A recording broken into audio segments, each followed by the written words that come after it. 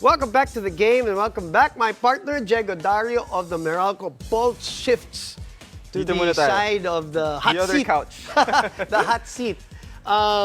Diego, first of all, congratulations on the run. Yep. What a busy conference for you guys, schedule-wise. You EASL, PBA, Right. injuries, dikit-dikit na laro. Give me a little overview of the conference that was for you personally and for the team na rin. Yeah, I think busy is the right word Right. to explain and to describe the conference that we had. We started really early because we had a couple of out-of-town games, out-of-the-country games as well. We started off with playing in Qatar, an invitational league there.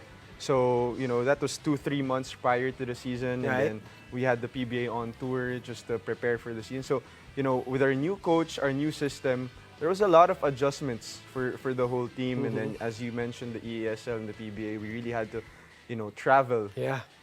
Even if we had two games in the PBA season in 1 week, sa gitna nun, maglalaro pa kami for EASL. We had to travel to different countries. remember, Personally, physically, medyo nakakapagod, but it's part of being a pro. Mentally then, we also have to psych things up. Kasi iba yung maglalaro sa EASL. You have two imports there. The way you play, you're playing with international teams compared to, we have our own style playing here in the PBA. And then personally, I learned a lot because it's my first time playing this much games, traveling in and out of the country. Right. So it was a good experience. I'm sure. And we're just gonna continue to learn as we go along. And that's why I did say congratulations to you from a personal standpoint, Right. because it was a jam-packed conference for you and tournaments, and I'm sure there was a lot to take away in terms of the learning. Now, of course, the mission was to get to the finals. Unfortunately, Meralco doesn't make it to the semifinals right now.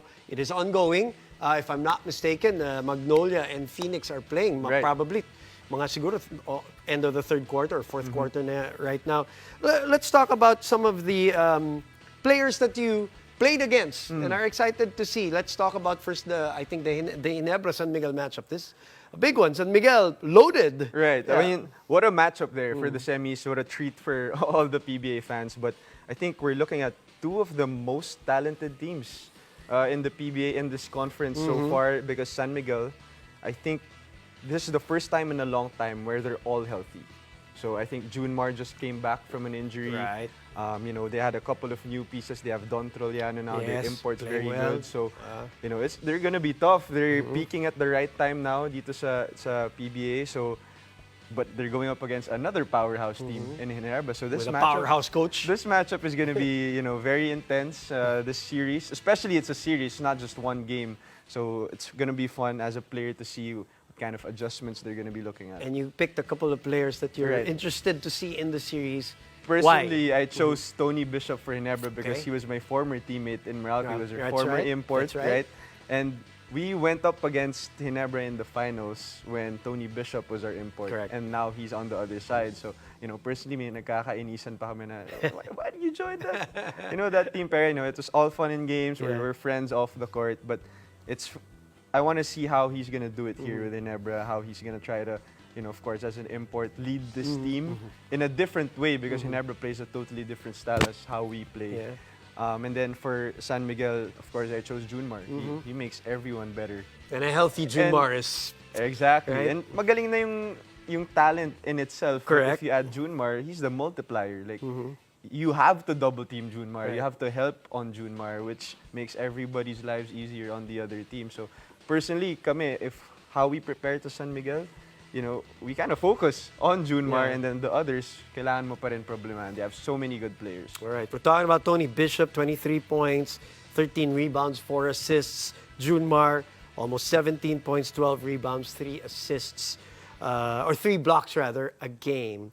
That's in the series. That's Ginebra and San Miguel. That's always going to be fun. Yep. But as we said, right now, ongoing, Magnolia and Phoenix, the only independent team in the Right. semifinals. And tell me about that. Well, And tell me who are the players that you are picking. We there. went up against Phoenix. Correct. They're a very tough Triple team. overtime. Triple Wow. overtime game in the Yes. quarterfinals. Unfortunately, we didn't make it to advance to the semis. But that Phoenix team, tip my hats off to them. They're such a great team. They're a young team coached by Coach Jamike. Correct. And the way Coach Jamike coaches, he has all these different schemes that he wants to play. And if you have a young team, the buy-in usually in the pro level, mataas because they're really gonna try to buy in the system, ni Coach Jamike, and that's what they did to us. Different defenses, different offenses na out of the box. That's what Coach Jamike is, and it's proving to be good for them so far in the season. They finished second, I think, the latter part of the season, and it's gonna be interesting against Magnolia. Paano nila gagawin? All right.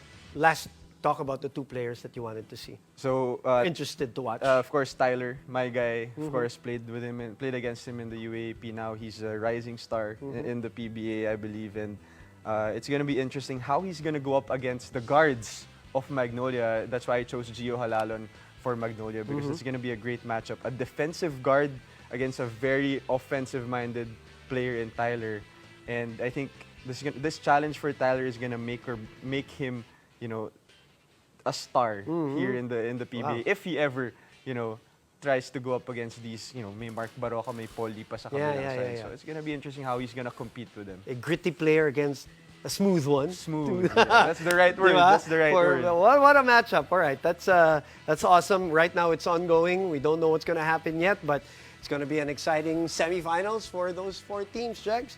Congratulations again for your stint and your run. And Thank you. Good to see you again here on the couch. Thank you so much, this time. Boomy. Good to be back here on the game, and thank you guys for joining us. How much do we love Pinoy sports? With all our heart, all the time. Download Pilipinas Live now.